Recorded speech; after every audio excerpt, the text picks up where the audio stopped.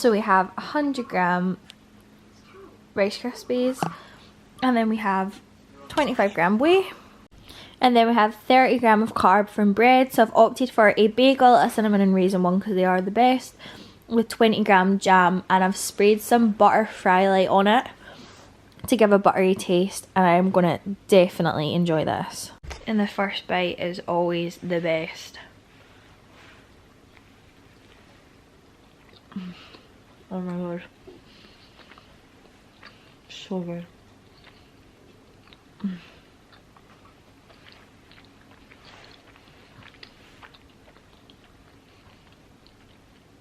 Warburton bagels are the best because they're nice and doughy inside. I don't toast this, put this in the microwave. Call me weird. It makes it extra doughy. Oh, and coffee time. Coffee a day keeps the hunger away. I'm also feeling pretty tired, so I'm going to have a coffee to pick me up. This is a coffee frap with almond milk, sugar-free vanilla, and a little bit of drizzle on top. Fairly macro friendly as far as I'm aware, and it's off season, so I can have these. The OG oats, dark chocolate, whey, banana. This whey is the Rule 1 whey. Half a scoop, not half a scoop, but yeah, half a scoop, half a serving of salty caramel, and then half a serving of chocolate brownie. And it basically makes like salty caramel chocolate, and oh, it is so good. This is the best meal. I actually stole my dark chocolate from one of my meals earlier. Just like double dark chocolate in this because I forgot to have it. So yeah, this, I am so gonna enjoy this. Every single mouthful I am gonna love. Look at that. Oh. Oh, tastes so good.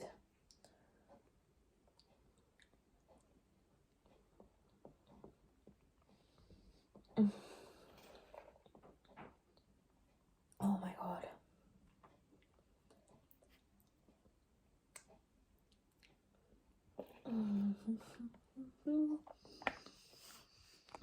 Okay, so my next meal, I'm actually supposed to have chicken with this, but I'm going out for sushi later tonight, and sushi, I'm going to have salmon, and I have salmon in my last 2 meals, and Cooper wants me to eat up a little bit and have like an off-plan meal, so this is basically my off-plan meal. This is a brioche bun, put in the microwave so it's sticky, with some cheese, some barbecue sauce, and a 5% burger. It's actually like 20 calories more than what I'm actually supposed to have. So it's not really an off plan, but it feels like an off plan, so I'm gonna enjoy this. I've also bought these just because I'm fed up of eating normal chicken. Honestly, like after prep, eating chicken all the time, I'm a little bit sickened of it. So I just wanted a different texture. So as I said, I picked up these.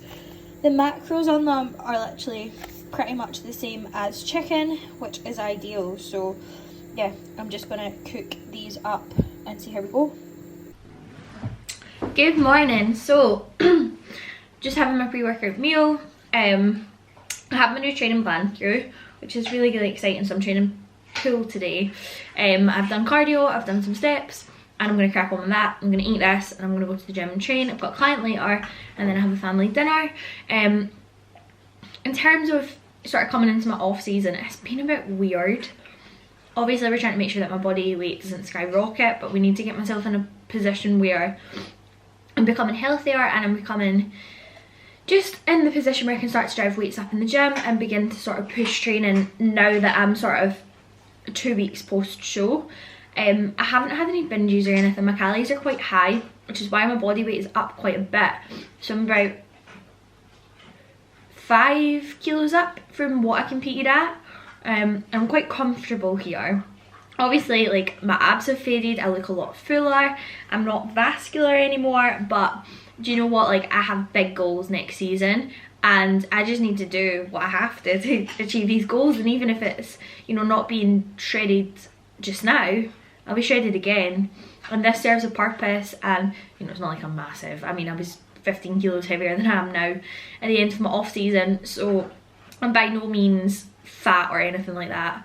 But I'm just buzzing to actually just like drive training, because that's the part of bodybuilding that I love. I love the training, so that is the plan going forward. Push training, and just sort of taper food as and when needed. I know that Coop will keep me sweet with that anyway. My goals for next season, I'm going to throw them out there because why not, and I'm sure I'll look back on this at some point and, you know, be proud of myself for it. Throw my goals out there. I want to win junior bikini at the Arnold's. I came third this year. I won't come third again. I will not allow myself to come third again. I am gunning for the win. I want it so badly. I've experienced obviously coming first at PCA Scotland against no one. I had like top 3 placings all year, but I want more. I want to be better, and yeah, that's the plan going forward. Junior bikini at Arnold's next year. I want it. I want it so badly. So every single time I do steps, every single time I eat, every single time I train, that is all I think about. Now that I've done my first season, I know that I love it. I love bodybuilding, so I'm willing to fully commit and essentially be obsessed with it. So yeah, I am going all in, and I'm going to take you on this journey with me. I have goals set a little bit further down the line as well, because it's really important to just sort of time frame everything and set yourself these goals so that you don't let anything slip day to day. Because I think if you don't have clear goals set, then it's quite easy to just get complacent, and I will not be complacent. I will be so much better than ever. I got my feedback from the Arnold's, and obviously I need more conditioning in the glutes and hams, which is no surprise. And oh, hello.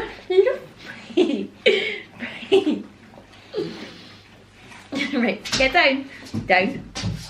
I need more conditioning in the glutes and hams, and my feedback was also that I needed a slightly larger upper body, which I definitely agree with. I think because I have big hair, my upper body needs to be bigger. So my training split is staying the same. We will train push, legs, rest, pull. Some exercises have been changed, volume has been increased, and yeah, I am ready to go all in for my next season. I've been staying at Emma's house dog sitting while she is away competing in a pro show in Budapest, and this is what I woke up to every single morning. Now, if this doesn't motivate and inspire you, I don't know what will. Obviously, she has her pro card sat there. She's got her sword for winning the Arnold's. We've got her trophies. We've got her FitX overall sword. We've got so many medals and amazing achievements here. And I just think, like, if all these people that have turned pro can, why can't I? And, you know, I've seen the hard work that Emma's put in. I've seen the dedication. She has just been obsessed with improving herself and getting better and better and better.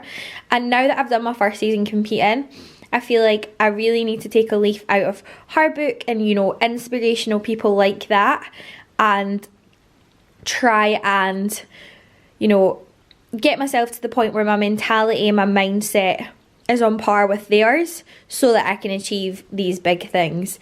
And yeah, this just motivates me. This makes me want to completely adhere to my diet, reversing out from the show. I want to absolutely nail this phase. I want to nail my training. I want to nail absolutely everything so that one day, like, I can have this. And yeah, it's just, I've got big goals for next season. As I mentioned, I obviously want to win the junior division at the show that I compete at, and obviously this would be further down the line for me, but this is just, what an achievement, and it's just so motivating and inspiring.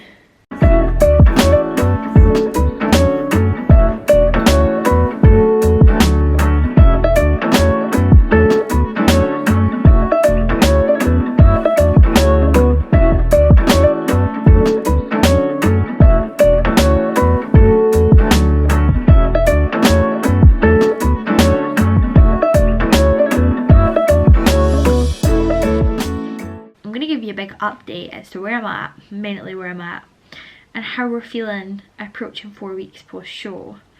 So one, I can't believe it's nearly 4 weeks post show. It's been a bit of a weird time, to be honest, as you can see, and I feel like I have to point it out, but I shouldn't have to point it out. My face has filled back out.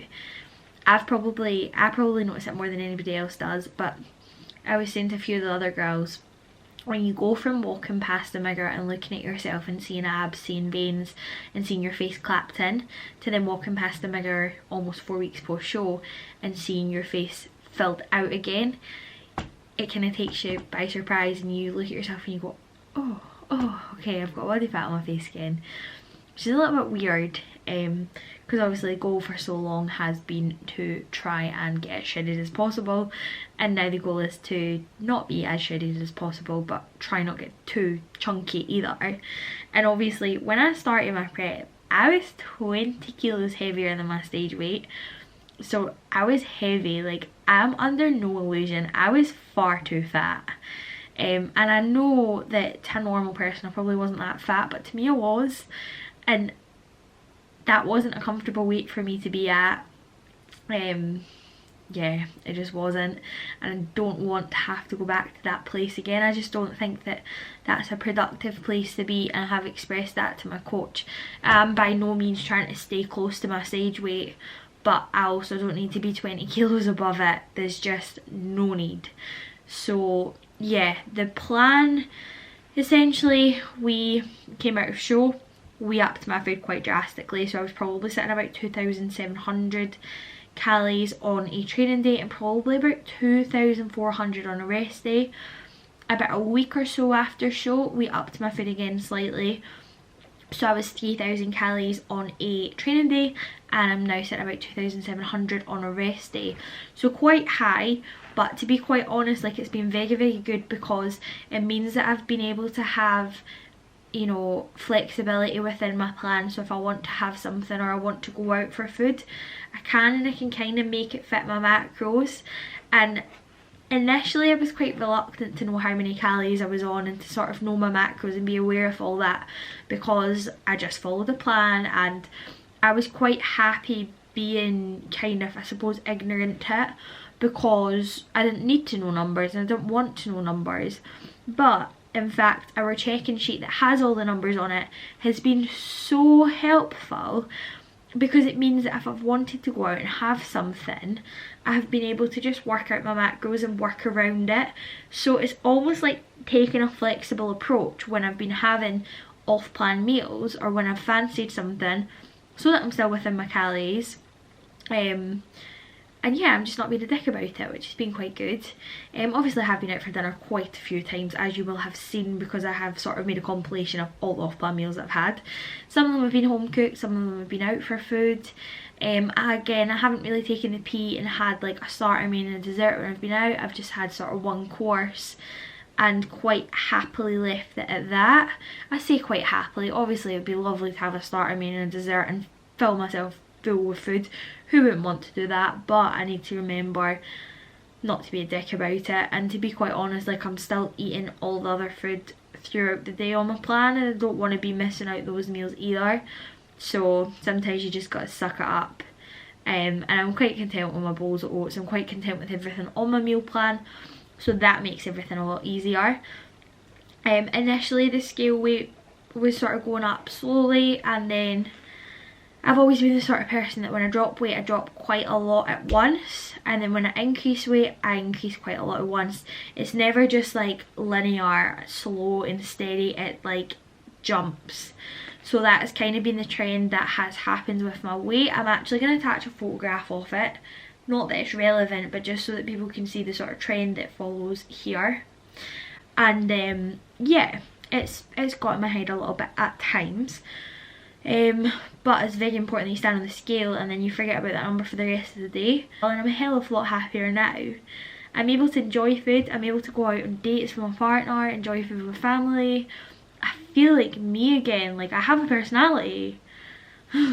Like, I'm normal again. My sex drive is back. I'm sleeping like a baby, like sleeping so well. So there's lots and lots and lots of positives to take from it. The weight that I was at was not a healthy weight, was not sustainable, and I could never ever maintain that weight. So I had to put on weight. I have to get my health back in order. I have to get my period back. I have to get my hormones regulated and lady functions back in check. And yes, we are on path for that, I think. Give it another week and a half, maybe 2 weeks or so, and then I'm going to get my blood work done just to see where my hormone levels are actually at, because then we can sort of look into that and then take action from there. I'm obviously making sure that my supplementation is bang on, so making sure I'm having like my omega-3s, even like vitamin C, vitamin D, just making sure that that is all on point. Dietary fats have obviously been increased a hell of a lot more from what they were in prep, which has helped with hormonal function. And yeah, we are just in a good place. Obviously I'm feeling a little bit fluffy. My midsection is definitely drastically different, but I need to remember that I'm probably eating about 3 times the amount of calories that I was before, so my midsection isn't going to stay tight how it was. I think that's what's bothering me more than anything. When I check in, I'm like, oh, I've got a wee belly, and again, by no means am I saying I'm fat. It just looks different, that's all. And you know, when you look at yourself all day every day for what, 25 weeks, and then all of a sudden you see your body change but in the opposite direction, it's just a bit weird, that's all.